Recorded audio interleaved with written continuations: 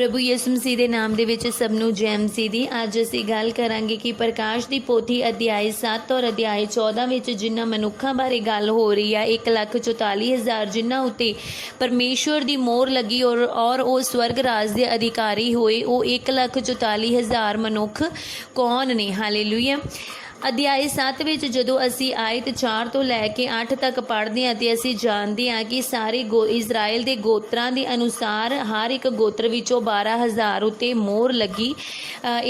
ਇਹਨਾਂ ਵਿੱਚ ਕੀ ਆ, ਦਾਨ ਔਰ ਇਫਰਾਇਮ ਦੇ ਗੋਤ ਦਾ ਜਿਹੜਾ ਆ ਉਹ ਜ਼ਿਕਰ ਨਹੀਂ ਕੀਤਾ ਗਿਆ।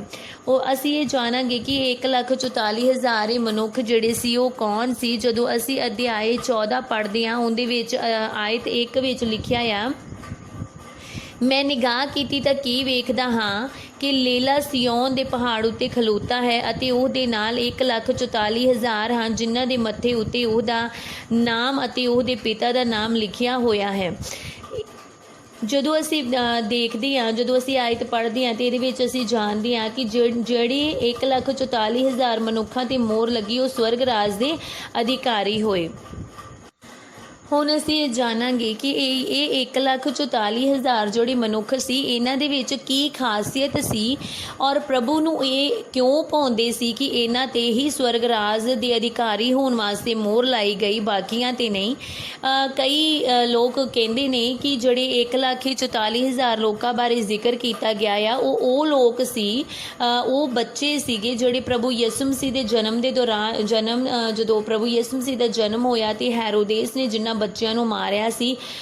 ਕੁਝ ਲੋਕ ਕਹਿੰਦੇ ਨੇ ਕਿ ਇਹ ਉਹ ਬੱਚਿਆਂ ਦੀ ਗਿਣਤੀ ਹੈ, ਪਰ ਮੈਂ ਤੁਹਾਨੂੰ ਕਹਿਣਾ ਚਾਹੁੰਦੀ ਹਾਂ ਕਿ ਇੱਥੇ ਬੀਤੇ ਸਮੇਂ ਬਾਰੇ ਨਹੀਂ, ਇੱਥੇ ਆਉਣ ਵਾਲੇ ਸਮੇਂ ਬਾਰੇ ਜ਼ਿਕਰ ਕੀਤਾ ਗਿਆ ਆ। ਔਰ ਜਿਹੜੇ ਬੱਚੇ ਉਸ ਟਾਈਮ ਹੈਰੋਦੇਸ ਦੇ ਦੁਆਰਾ ਮਾਰੇ ਗਏ ਉਹ ਤੇ ਪਹਿਲਾਂ ਹੀ ਪ੍ਰਭੂ ਦੇ ਕੋਲ ਚਲੇ ਗਏ ਔਰ ਸਵਰਗ ਰਾਜ ਵਿੱਚ ਚਲੇ ਗਏ। ਤੇ ਇੱਥੇ ਉਹਨਾਂ ਬੱਚਿਆਂ ਬਾਰੇ ਜ਼ਿਕਰ ਨਹੀਂ, ਬਲਕਿ ਆਉਣ ਵਾਲੇ ਸਮੇਂ ਵਿੱਚ ਜਦੋਂ ਪ੍ਰਭੂ ਇਸ ਧਰਤੀ ਤੇ ਅੰਤ ਦਾ ਸਮਾਂ ਨਿਕਟ ਔਰ ਪ੍ਰਭੂ ਇਸ ਧਰਤੀ ਤੇ ਆਉਣਗੇ ਔਰ ਸਭ ਦਾ ਨਿਆਂ ਕਰਨਗੇ, ਉਸ ਸਮੇਂ ਬਾਰੇ ਗੱਲ ਕੀਤੀ ਗਈ ਹੈ।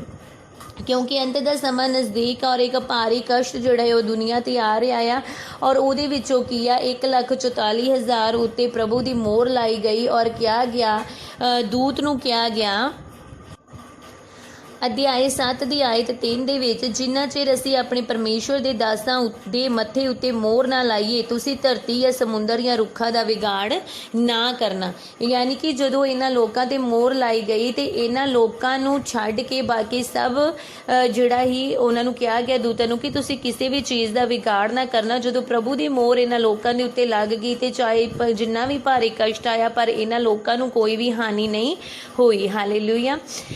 ਹੁਣ ਅਸੀਂ ਜਾਣਾਂਗੇ ਕਿ ਇਹ 1,44,000 ਮਨੁੱਖ ਕੌਣ ਆ। ਅਧਿਆਇ 14 ਦੀ ਆਇਤ 4 ਜਦੋਂ ਆਪਾਂ ਪੜ੍ਹਦੇ ਹਾਂ ਤੇ ਜਿਹਦੇ ਵਿੱਚ ਲਿਖਿਆ ਆ, ਇਹ ਉਹ ਹਨ ਜਿਹੜੇ ਤੀਵੀਆਂ ਦੇ ਨਾਲ ਭ੍ਰਿਸ਼ਟ ਨਹੀਂ ਹੋਏ, ਕਿਉਂ ਜੋ ਇਹ ਕੁਆਰੇ ਹਨ। ਇਹ ਉਹ ਹਨ ਕਿ ਜਿੱਥੇ ਕਿਤੇ ਲੇਲਾ ਜਾਂਦਾ ਹੈ ਉਹ ਉਹਦੇ ਮਗਰ ਤੁਰਦੇ ਹਨ। ਇਹ ਪਰਮੇਸ਼ਵਰ ਅਤੇ ਲੇਲੇ ਦੇ ਲਈ ਪਹਿਲਾ ਫਲ ਹੋਣ ਨੂੰ ਮਨੁੱਖਾਂ ਵਿੱਚੋਂ ਮੁੱਲ ਲਏ ਗਏ ਸਨ। ਆਇਤ 5, ਅਤੇ ਉਹਨਾਂ ਦੇ ਮੂੰਹੋਂ ਕੋਈ ਝੂਠ ਨਹੀਂ ਨਿਕਲਿਆ, ਉਹ ਨਿਰਦੋਸ਼ ਹਨ। ਹਾਲੇਲੂਇਆ।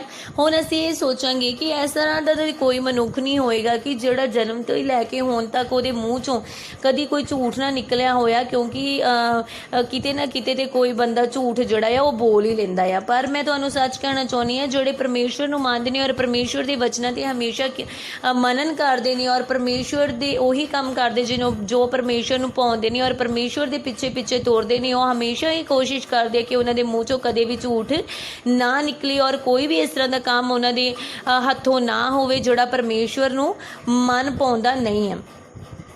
ਹੁਣ ਅਸੀਂ ਇਹ ਸੋਚਦੇ ਹਾਂ ਕਿ ਹਾਂ ਇਸ ਤਰ੍ਹਾਂ ਦਾ ਕੋਈ ਮਨੁੱਖ ਨਹੀਂ ਹੈ ਜਿਹਦੇ ਮੂੰਹ 'ਚੋਂ ਕੋਈ ਝੂਠ ਨਹੀਂ ਨਿਕਲਿਆ, ਪਰ ਮੈਂ ਤੁਹਾਨੂੰ ਕਹਿਣਾ ਚਾਹੁੰਦੀ ਹਾਂ ਕਿ ਇੱਥੇ ਕੀ ਆ, ਬੈਪਟਿਜ਼ਮ ਤੋਂ ਬਾਅਦ ਦੀ ਗੱਲ ਹੋ ਰਹੀ ਹੈ। ਕਿ ਅਸੀਂ ਜੇ ਸੋਚੀਏ ਕਿ ਹਾਂ ਜਨਮ ਤੋਂ ਲੈ ਕੇ ਕਿ ਜਦੋਂ ਤੱਕ ਉਹਨਾਂ ਦੇ ਮੋਹਰ ਨਹੀਂ ਲੱਗੀ ਉਦੋਂ ਤੱਕ ਕੀ ਉਹਨਾਂ ਨੇ ਕਦੀ ਕੋਈ ਝੂਠ ਨਹੀਂ ਬੋਲਿਆ ਹੋਏਗਾ, ਪਰ ਇੱਥੇ ਕੀ ਆ, ਬੈਪਟਿਜ਼ਮ ਤੋਂ ਬਾਅਦ ਦੀ ਗੱਲ ਹੋ ਰਹੀ ਆ।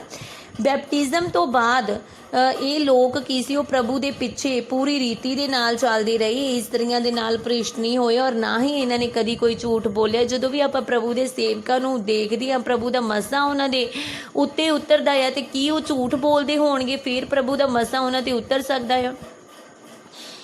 ਹਮੇਸ਼ਾ ਮੈਂ ਖੁਦ ਵੀ ਇਹੀ ਕਿ ਮੈਂ ਕਦੀ ਝੂਠ ਨਾ ਬੋਲਾਂ।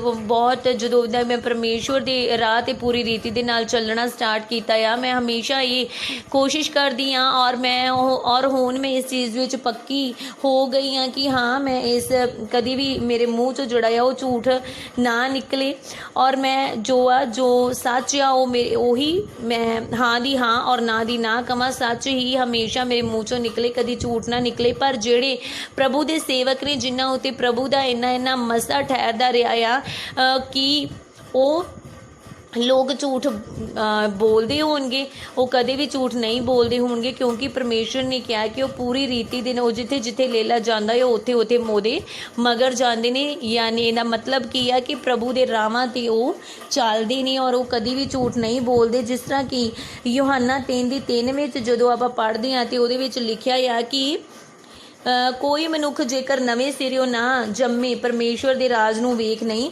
ਸਕਦਾ। ਨਵੇਂ ਸਿਰਿਓਂ ਕਦੋਂ ਮਨੁੱਖ ਜੰਮਦਾ ਆ? ਜਦੋਂ ਕਿ ਬਪਤਿਸਮਾ ਲੈਂਦਾ ਆ ਔਰ ਉਦੋਂ ਆਪਣੇ ਸਭ ਪਾਪਾਂ ਨੂੰ ਧੋ ਕੇ ਇੱਕ ਨਵਾਂ ਜੀਵਨ ਪਾਉਂਦਾ ਆ। ਇਸ ਚੀਜ਼ ਨੂੰ ਕਿਹਾ ਗਿਆ ਆ ਕਿ ਨਵਾਂ ਜਨਮ ਕਿਹਾ ਗਿਆ ਆ। ਬਪਤਿਸਮਾ ਤੋਂ ਬਾਅਦ ਸਾਡਾ ਕੀ ਹੋ ਜਾਂਦਾ ਆ? ਬੈਪਟਿਜ਼ਮ ਤੋਂ ਬਾਅਦ ਇੱਕ ਨਵਾਂ ਜਨਮ ਹੋ ਜਾਂਦਾ। ਇਹ ਉਹਨਾਂ ਲੋਕਾਂ ਬਾਰੇ ਗੱਲ ਹੋ ਰਹੀ ਹੈ ਜਿਹੜੇ ਕਿ ਬੈਪਟਿਜ਼ਮ ਤੋਂ ਬਾਅਦ ਜਿਨ੍ਹਾਂ ਨੇ ਕਦੀ ਕੋਈ ਝੂਠ ਨਹੀਂ ਬੋਲਿਆ ਔਰ ਪਰਮੇਸ਼ਵਰ ਦੇ ਰਾਹਾਂ 'ਤੇ ਉਹ ਆਪਣੇ ਮਨ ਦੇ ਨਾਲ ਔਰ ਪੂਰੀ ਰੀਤੀ ਦੇ ਨਾਲ ਚੱਲਦੇ ਰਹੇ ਔਰ ਪਰਮੇਸ਼ਵਰ ਦੇ ਮਨ ਪਾਉਂਦੇ ਕੰਮਾਂ ਨੂੰ ਕਰਦੇ ਰਹੇ ਨੇ ਔਰ ਪਰਮੇਸ਼ਵਰ ਦੇ ਵਚਨਾਂ ਨੂੰ ਹਮੇਸ਼ਾ ਮਨਨ ਕਰਦੇ ਹੋਏ ਆਪਣੀ ਜ਼ਿੰਦਗੀ ਦੇ ਵਿੱਚ ਪਰਮੇਸ਼ਵਰ ਦੇ ਵਚਨਾਂ ਨੂੰ ਕਬੂਲ ਕਰਦੇ ਨੇ ਔਰ ਪਰਮੇਸ਼ਵਰ ਦੇ ਵਚਨਾਂ ਦੇ ਅਨੁਸਾਰ ਆਪਣੀ ਜ਼ਿੰਦਗੀ ਜੀਂਦੇ ਨੇ। ਹਾਲੇਲੂਇਆ। ਉਹੀ ਪਰਮੇਸ਼ਵਰ ਦੇ ਸਵਰਗ ਰਾਜ ਦੇ ਅਧਿਕਾਰੀ ਹੋਣਗੇ। ਇਹ ਤੁਸੀਂ ਕਦੇ ਵੀ ਨਾ ਸੋਚੋ ਕਿ ਹਾਂ ਅਸੀਂ ਹਰ ਰੋਜ਼ ਚਰਚ ਜਾਂਦੇ ਹਾਂ ਤੇ ਅਸੀਂ ਸਵਰਗ ਰਾਜ ਦੇ ਅਧਿਕਾਰੀ ਹੋਵਾਂਗੇ। ਜਿੰਨੀ ਦੇਰ ਤੱਕ ਅਸੀਂ ਪਰਮੇਸ਼ਵਰ ਦੇ ਹੁਕਮਾਂ ਦੇ ਅਨੁਸਾਰ ਨਹੀਂ ਚੱਲਦੇ ਓਨੀ ਦੇਰ ਤੱਕ ਅਸੀਂ ਸਵਰਗ ਰਾਜ ਦੇ ਅਧਿਕਾਰੀ ਨਹੀਂ ਹੋ ਸਕਦੇ। ਹਾਲੇਲੂਇਆ। ਖੁਦਾ ਤੁਹਾਨੂੰ ਬਲੈਸ ਕਰਨ। ਪ੍ਰਭੂ ਦੇ ਰਾਜ ਵਾਸਤੇ